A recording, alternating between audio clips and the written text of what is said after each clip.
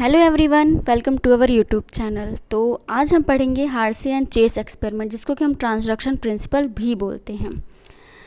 इस प्रिंसिपल को ये डिटरमाइन करने के लिए दिया गया था कि जो हमारा जेनेटिक मटेरियल है वो डीएनए है या फिर प्रोटीन। इसको डिटरमाइन करने के लिए इस प्रिंसिपल को दिया गया था।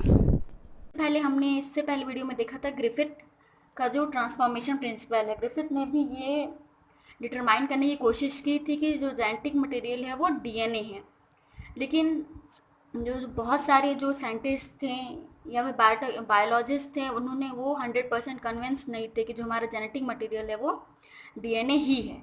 तो फिर हार्से और चेस ने दूसरा एक्सपेरिमेंट किया ये 100% प्रूफ करने के लिए कि जो हमारा डीएनए है वही जेनेटिक मटेरियल है।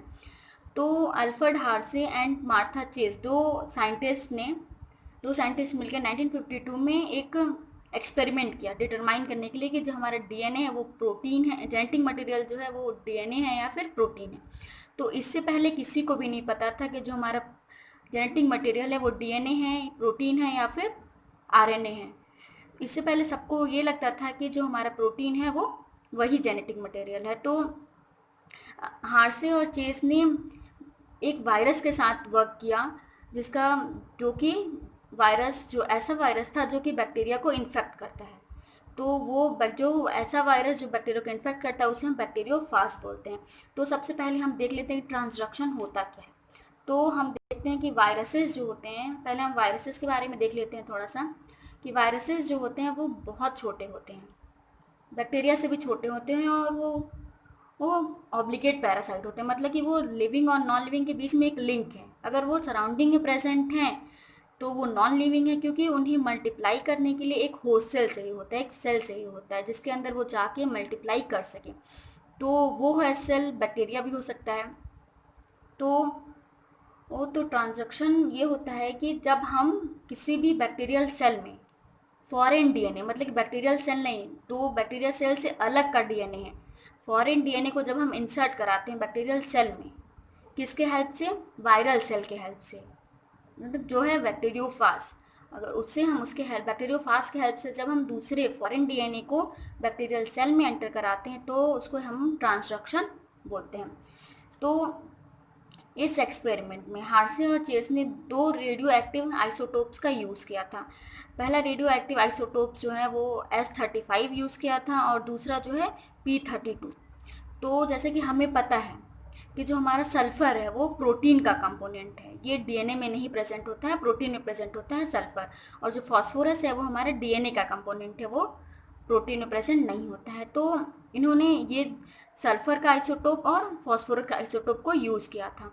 और हमें पता है कि जैसे कि जो वायरसेस हैं उन्हें एक होस्ट सेल चाहिए होगा मल्टीप्लाई करने के लिए, तो उन्होंने ई कोलाई को होस्ट सेल के लिए लिया था। बैक्टीरिया हमारा ई कोलाई, इसेर्चिया कोलाई, ये इजली जो है लैब कंडीशन पे हम इसे ग्रो करा सकते हैं, इसलिए इजली अवेलेबल हो जाता है, इसलिए इसे लिया गया था ई कोलाई को।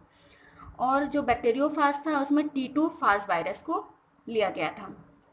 तो इन्होंने क्या किया, और हम ये समझ लेते हैं कि जो हमारा सल्फर है वो प्रोटीन का कंपोनेंट है और जो फास्फोरस है वो डीएनए का कंपोनेंट। तो हार्से और चेस ने क्या किया कि उन्होंने दो कल्चर मीडियम लिए, कल्चर मीडियम 1 और कल्चर मीडियम 2। और पहले कल्चर मीडियम में उन्होंने रेडियो एक्टिव सल्फर डाल दिया, और दूसरे कल्चर मीडियम में उन्होंने रेडियो एक्टिव फॉस्फोरस डाल दिया। इनका अब इन्हें डाल दिया दोनों रेडियो एक्टिव आइसोटोप्स को। अब क्या किया इन्होंने, इस कल्चर मीडियम में ई कोलाई को ऐड किया। ई कोलाई को दोनों में ऐड करने के बाद इन्होंने जो हमारा T2 फाज वायरस था उसे ऐड कर दिया। तो हमारा जो T2 फाज वायरस है उसका जो है जो जेनेटिक मटेरियल है T2 फाज वायरस का, वो क्या करेगा, जो T2 फाज वायरस है वो ई कोलाई में इंसर्ट करेगा। ई कोलाई में इंसर्ट करने के बाद जो वो अपना जेनेटिक मटेरियल उसमें इंसर्ट करा दिया ई कोलाई बैक्टीरिया में।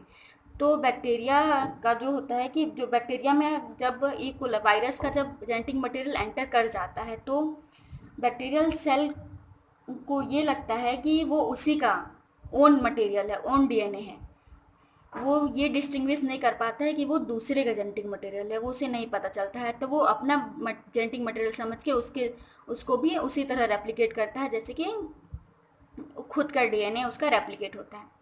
ये मल्टीप्लाई होता है, तो ये इसमें चला गया।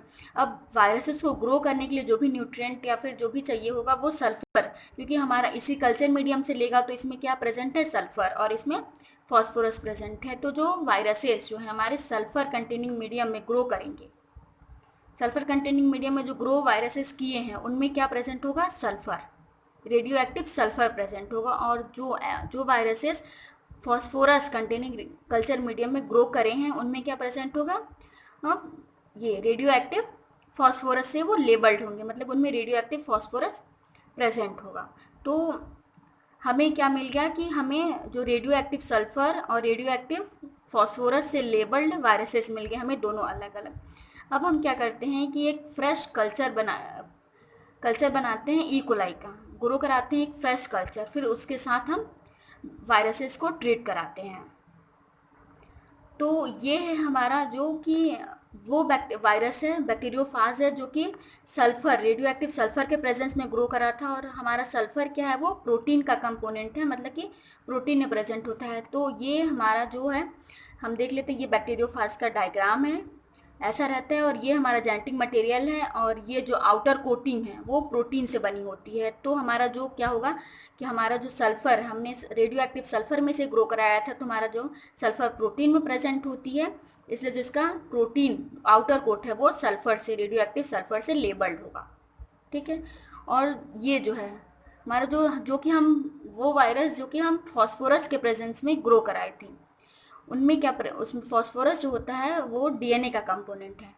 तो इस वायरस में क्या होगा कि डीएनए जो है हमारा वो रेडियो एक्टिव लेबल्ड होगा डीएनए, और जो आउटर कोटिंग है, कैप्सिड है जो हमारा, ये किसी चीज़ से लेबल्ड नहीं होगा। तो अब हम क्या करते हैं कि जो हमारा बैक्टीरियोफाज है, और ये हमारा हो गया इकोलाई हो गया ये। तो अब हम क्या करते हैं कि जो हमारा वायरसेस हैं, वायरसेस क्या करते हैं, वो पहला हमारा है इन्फेक्शन। वायरसेस जो हैं वो बैक्टीरियल सेल के मेम्ब्रेन से जो है इन्फेक्ट होते हैं, अटैच होते हैं। अटैच होने के बाद ये क्या करते हैं, मटेरियल है वो इंसर्ट कराते हैं, दोनों में इंसर्ट कराएंगे, अलग अलग दोनों अपना जेनेटिक मटेरियल जो है दोनों में इंसर्ट करा दिए बैक्टीरियोफाज। तो बैक्टीरियोफाज में, ये बैक्टीरियल सेल में जो हमारा है जेनेटिक मटेरियल जो है वायरसेस का वो एंटर हो गया, तुम्हारा ये इन्फेक्शन हो गया। अब हम दूसरा देखेंगे, दूसरा स्टेप है हमारा ब्लेंडिंग। तो अभी हमने देखा कि जो हमारा वायरसेस का जो जेनेटिक मटेरियल है वो अंदर तो आ गए, पर हमारा जो प्रोटीन का कैप्सिड है, जो कैप्सिड है वो जो प्रोटीन से बना हुआ है, इसमें प्रोटीन से नहीं बना है, ये प्रोटीन से बना हुआ, जो हमारा कैप्सिड है या आउटर कोटिंग जो है वो अभी इसी से अटैच्ड है, इन्फेक्ट हो गया, लेकिन हमारा जो जेनेटिक मटेरियल इन्फेक्ट हो गया पर हमारा आउटर कोटिंग इसी से अटैच्ड है। तो हम क्या करेंगे, उसे ब्लेंड करेंगे। ब्लेंड करेंगे मतलब कि उसे हिलाएंगे, वर्टेक्स करेंगे। एक मशीन आती है जो कि बहुत तेज़ घूमती है, जिससे कि हमारा जो वो ब्लेंड हो जाएगा, मतलब बैक्टीरियल सेल जो है, बैक्टीरियल सेल के अंदर जो है वायरस का जेनेटिक मटेरियल अंदर आ जाएगा, इंसर्ट हो जाएगा, और जो प्रोटीन कोट है वो बाहर रह जाएगा, वो बैक्टीरियल सेल से अलग होके बाहर निकल जाएगा। तो ये हो गई ब्लेंडिंग। और ब्लेंडिंग से क्या होगा, जो जेनेटिक मटेरियल है वो बैक्टीरियल सेल में मिक्स हो जाएगा अच्छी तरह से। जब हमारा बैक्टीरियल सेल जब डिवाइड करेगा तो उसके साथ साथ क्या होगा, हमारा जो जेनेटिक मटेरियल है वायरस का वो भी डिवाइड करेगा, इसके साथ साथ मल्टीप्लाई करेगा। तो अब हमारा ब्लेंडिंग हो गया। अब क्या होगा, हमारा सेंट्रीफ्यूगेशन। सेंट्रीफ्यूगेशन के बाद जब हमारा बैक्टीरियल सेल जो है वो डिवाइड कर गया, इसमें वायरसेस जो है, वायरसेस के भी पार्टिकल्स मल्टीप्लाई हो गए। तो वायरसेस जब पार्टिकल्स मल्टीप्लाई हो गए तो फिर ये देखा गया कि अब ये पता लगाने की कोशिश की गई कि जो हमारा जेनेटिक मटेरियल उसमें क्या present, radio active sulphur present है या फिर रेडियो एक्टिव फॉस्फोरस।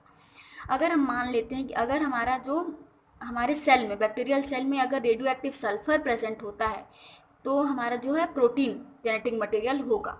और अगर फॉस्फोरस जेनेटिक मटेरियल में, बैक्टीरियल सेल में फॉस्फोरस प्रेजेंट होता है, रेडियो एक्टिव फॉस्फोरस, तो हमारा जेनेटिक मटेरियल क्या हो गया, डीएन होगा। तो अब इसके बाद जो है सेंट्रीफ्यूगेशन के बाद ये अब चेक किया गया कि सेल में, जो हमारा सेल है बैक्टीरियल सेल, उसमें क्या प्रेजेंट है, रेडियो एक्टिव सल्फर या रेडियो एक्टिव फॉस्फोरस। तो आपको ये जान के अच्छा लगेगा कि जो हमारा बैक्टीरियल सेल में जो सल्फर, बैक्टीरियल सेल जो था वो, उसमें जो जेनेटिक मटेरियल था वो रेडियो एक्टिव फॉस्फोरस से ये लेबल्ड था, रेडियो एक्टिव फॉस्फोरस उसमें प्रेजेंट था। तो हम जानते हैं, पहले ही पढ़ चुके हैं कि जो हमारा फॉस्फोरस है उसमें क्या वो किसका कंपोनेंट है, डीएनए का, डीएनए का कंपोनेंट थे। वो रेडियो एक्टिव फॉस्फोरस के प्रेजेंस से हमें ये पता चल गया कि जो हमारा डीएनए है वही जेनेटिक मटेरियल है। और जो हमने जो इसमें कराया था सल्फर में, सल्फर कंटेनिंग जो वायरस को इंजेक्ट कराया था उसका जेनेटिक मटेरियल, उसके जेनेटिक मटेरियल में कोई भी रेडियो एक्टिव सल्फर नहीं पाया गया, डिटेक्ट नहीं हुआ। तो इससे पता चलता है कि हमारा जो सल्फर कंटेनिंग जो जेनेटिक मटेरियल है वो जेनेटिक मटेरियल नहीं है, प्रोटीन हमारा जेनेटिक मटेरियल नहीं है, हमारा डीएनए जेनेटिक मटेरियल है।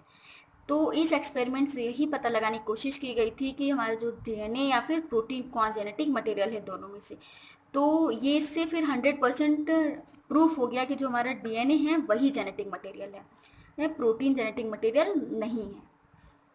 तो इससे, इस एक्सपेरिमेंट से सारे जो साइंटिस्ट थे वो 100% कन्वेंस हो गए कि हाँ जेनेटिक मटेरियल जो है हमारा डीएनए ही है।